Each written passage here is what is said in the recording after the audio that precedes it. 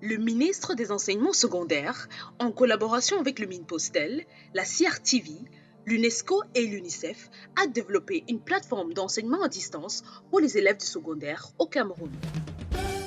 Une série d'enseignements dispensés par des enseignants de qualité.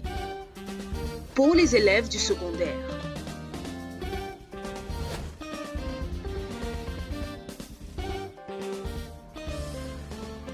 Apprendre n'a jamais été aussi simple avec l'enseignement à distance. Une initiative du ministère des Enseignements secondaires sous la supervision du professeur Pauline Nalova-Lyonga en collaboration avec le ministre des Postes et Télécommunications, la CRTV, l'UNESCO et l'UNICEF. Nous introduisons l'enseignement à distance comme une autre méthode d'enseignement et d'apprentissage qui diffère du cadre de classe traditionnel auquel vous êtes tous habitués. Dans le mode d'enseignement à distance, vous n'êtes pas avec l'enseignant en personne, alors prenez votre temps, détendez-vous, écoutez l'enseignant, prenez des notes et visitez les liens suivants pour toute question ou réponse à vos préoccupations. Allez-y à votre rythme. Nalova-Lyonga, ministre des Enseignements secondaires. Bonjour et bienvenue chers élèves. Je suis Ndouga Jean-Charles, enseignant de philosophie. Le cours de ce jour s'intéresse aux élèves de terminale, toutes séries confondues. En sommaire de cette séquence, nous aurons une session introductive, c'est-à-dire une introduction, des objectifs, des prérequis, un problème philosophique formulé, une problématique, le plan de séance, des exercices d'approfondissement et en fin de compte, des sujets de réflexion. Alors, de quoi va-t-il s'agir dans cette séance? Cette séance porte sur les mathématiques et elle comporte 3 séances. Première séance, définition, origine et nature des êtres mathématiques. En deuxième séance, nous parlerons de la méthode des mathématiques. Et enfin, en troisième séance, nous allons aborder la valeur des mathématiques. Objectif de notre séquence. Qu'est-ce que tu seras capable de faire à la fin de cette séquence? À la fin, il faudra que tu sois capable de déterminer la spécificité des mathématiques par rapport à leur objet, à leur méthode et à leur valeur. Alors, mais pour aborder la séquence, il est nécessaire pour toi d'avoir un certain nombre de connaissances qu'ensemble nous allons vérifier. D'abord, il faudra que tu sois capable de me dire ce que c'est que la science, c'est-à-dire définir la science. Deuxième question, il faudra que tu sois capable de me donner les étapes de la méthode expérimentale. Définition de la science.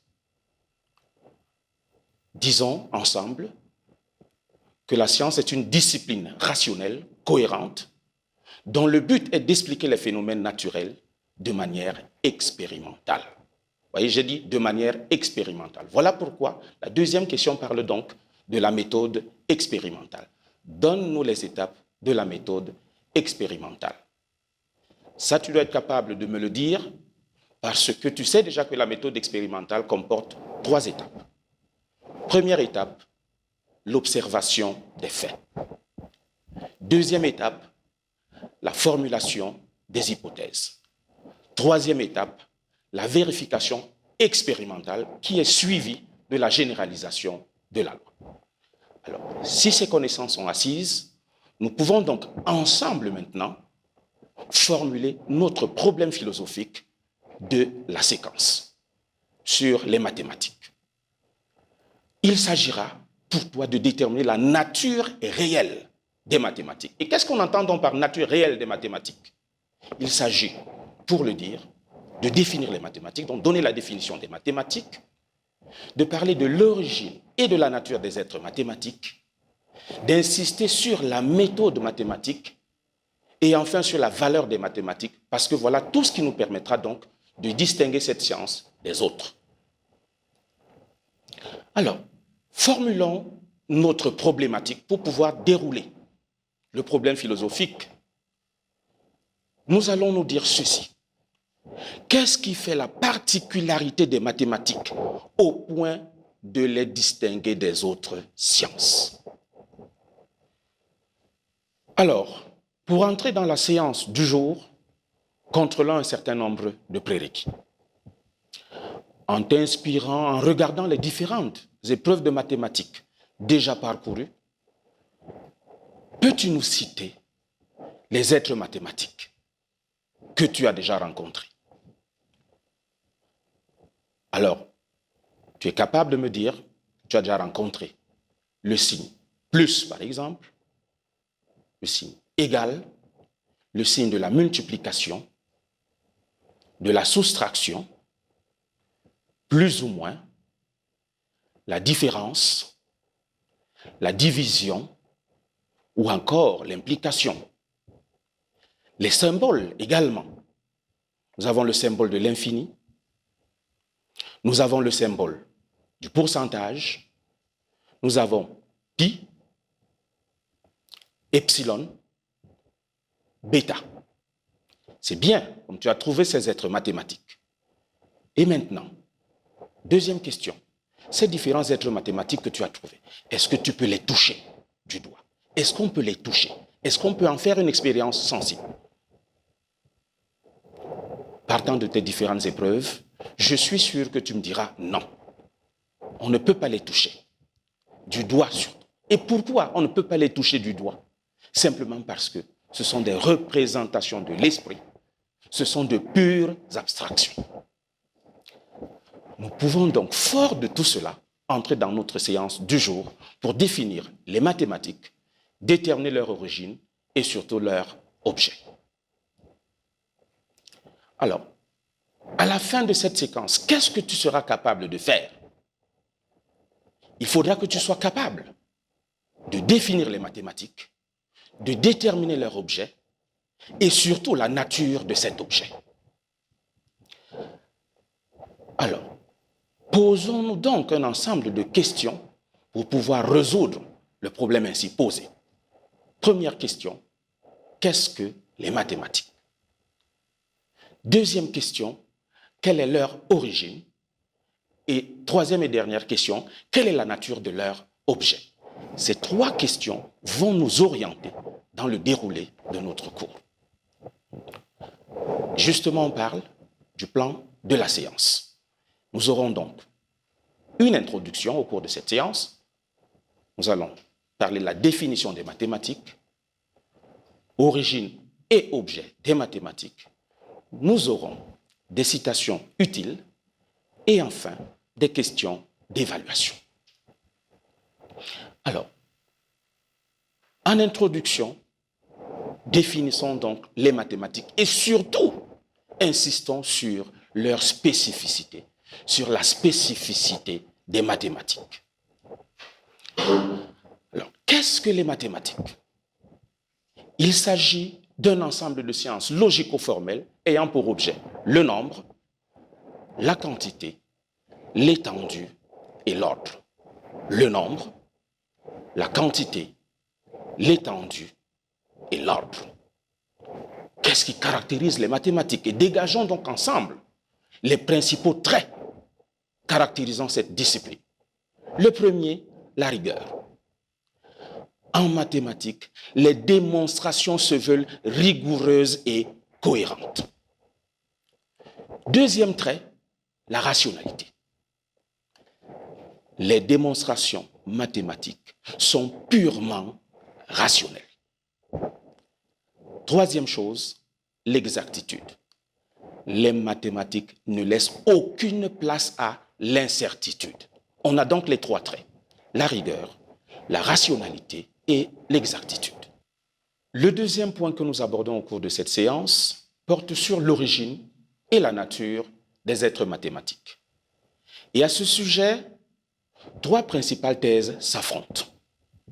La thèse empiriste, la thèse idéaliste et la thèse rationaliste.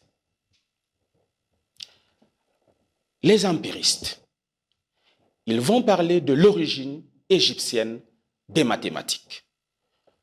Pour les empiristes, les mathématiques nous viennent de l'expérience concrète, En fait, dans l'Égypte antique, les Égyptiens se servaient de 2 bâtons pour faire leurs échanges.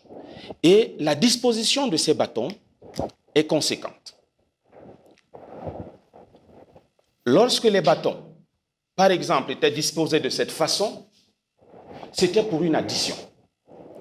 Lorsque les 2 bâtons étaient posés de cette façon, c'était pour parler de l'égalité.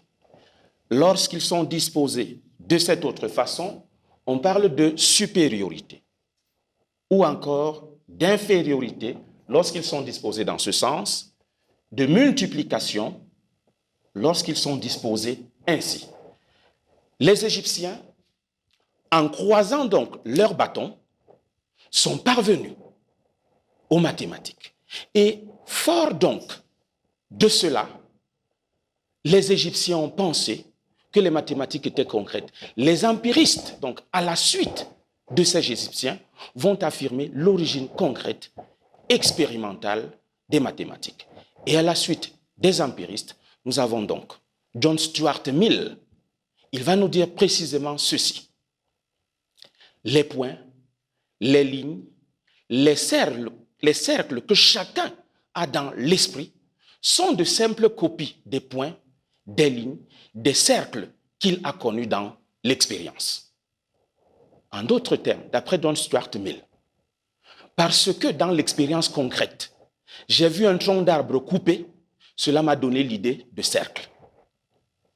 Vous voyez donc, pour les empiristes, les mathématiques sont une science concrète. Et les êtres mathématiques sont donc de nature concrète et expérimentale. À l'opposé des empiristes, nous avons des idéalistes. Eux, ils vont parler de l'origine grecque des mathématiques. Principalement, ils vont être frappés par la symbolisation. Tout à l'heure, je vous disais que les Égyptiens avaient 2 bâtons. Mais les Grecs sont parvenus à ces différents symboles. Parce qu'ils sont donc parvenus à ces symboles, les idéalistes, frappés par cette symbolisation, vont affirmer que les êtres mathématiques sont de pures idéalités. Ainsi, pour Platon par exemple, les êtres mathématiques sont des vérités contemplées par l'âme dans le monde intelligible. L'âme, avant de chuter dans le corps, a séjourné dans le monde intelligible et a pu contempler ses idées dans le monde intelligible. Ces idées sont donc enfouies dans l'âme. Dans la même perspective, Descartes, il nous dira que les êtres mathématiques sont des notions innées qui se trouvent au fond des âmes dès l'origine. Et il pensera même d'ailleurs que ces êtres mathématiques ont été placés au fond des âmes par Dieu. Alors, les rationalistes, que disent-ils? Disons qu'ils vont affirmer que les êtres mathématiques sont de nature rationnelle et opératoire. Pourquoi? D'abord, ils vont renvoyer dos à dos les thèses précédentes. Contre les empiristes, les rationalistes vont découvrir qu'il existe certains êtres mathématiques qui n'ont pas de représentation concrète. Par exemple, l'infini, ou alors 0. Alors, si 0 et l'infini sont des êtres mathématiques et n'ont pas de représentation concrète, cela signifie simplement que les mathématiques ne sont pas des copies des choses concrètes. Contre les idéalistes, les rationalistes vont nous dire que si les mathématiques étaient des notions innées, l'homme serait spontanément, naturellement mathématicien. Or, nous savons, toi et moi, que nous ne naissons pas mathématiciens. Même si nous naissons avec des aptitudes aux mathématiques, nous devenons mathématiciens. Nous apprenons les mathématiques. Donc les mathématiques ne sont pas innées. Voilà pourquoi Jean Toussaint de Santi va donc affirmer que les mathématiques ne sont ni du ciel, ni de la terre. Le ciel ici renvoyant aux idéalistes, la terre renvoyant aux empiristes. Que devons-nous donc retenir à la fin de cette séance? D'abord, que les mathématiques sont un ensemble de sciences logico-formelles ayant pour objet le nombre, la quantité, l'étendue et l'ordre. Retenons également que, au sujet de leur origine et de la nature des êtres mathématiques, nous avons trois principales thèses qui s'opposent. Les empiristes, les idéalistes et les rationalistes. Alors, si c'est fait, je pense que nous pouvons passer aux exercices d'approfondissement. Nous avons trois exercices. Première question, donne la définition des mathématiques. Donne la définition des mathématiques. Deuxième exercice, rappelle-nous les différentes origines des êtres mathématiques. Rappelle les différentes origines des êtres mathématiques. Troisième question, troisième exercice, identifie sur la liste suivante les opérations qui ont servi à éloigner les mathématiques du réel. L'invention du zéro, le chiffre 11, le calcul infinitésimal, les propositions de la géométrie d'Euclide. Alors, ensemble, répondons donc à ces questions. Exercice 1, donne-nous la définition des mathématiques. Je sais que tu m'as très bien suivi et qu'avec moi, tu vas dire que les mathématiques sont des sciences logico-formelles ayant pour objet le nombre, la quantité, l'étendue et l'ordre. Exercice 2. Rappelle-nous les différentes origines des êtres mathématiques. Alors, à ce sujet, nous avons trois thèses. Les empiristes qui nous disent que les êtres mathématiques sont de nature concrète, ils sont partis de l'origine égyptienne des mathématiques. Les idéalistes, eux, ils sont partis de l'origine grecque des mathématiques. Ils affirment donc que les êtres mathématiques sont de pures idéalités. Et enfin, les rationalistes, qui ont constaté le caractère dynamique des mathématiques, pour nous affirmer que les êtres mathématiques sont de pure rationalité et surtout sont de nature opératoire. Alors, troisième exercice, identifie sur la liste suivante les opérations qui ont servi à éloigner les mathématiques du réel. L'invention du zéro, le chiffre 11, le calcul infinitésimal, ou alors les propositions de la géométrie d'Euclide. Je sais que tu vas trouver cette réponse avec moi. Et nous comprenons donc qu'il y a deux choses qui ont éloigné les mathématiques du réel. D'abord l'invention du zéro et ensuite le calcul infinitésimal. Bien, nous allons terminer par ce sujet de réflexion. Je ne donne pas ce sujet pour que tu le mettes au chevet du lit et que tu l'oublies, mais c'est pour travailler et surtout pour que ces sujets te permettent de t'exercer. Sujet 1. Les mathématiques ont-elles un rapport avec le réel? Les mathématiques ont-elles un rapport avec le réel? Sujet 2. Que vous suggère cette pensée de Jean Toussaint de Santi. Les mathématiques ne sont ni du ciel ni de la terre. Que vous suggère cette pensée de Jean Toussaint de Santi. Les mathématiques ne sont ni du ciel ni de la terre. Pour approfondir tes lectures, je te suggère cet ouvrage de Jean Toussaint de Santi. Il s'intitule « Les idéalités mathématiques ». Nous sommes arrivés au terme de notre première séance sur la définition, l'origine et la nature des êtres mathématiques. La prochaine séance portera sur la méthode mathématique. D'ici là, portez-vous bien.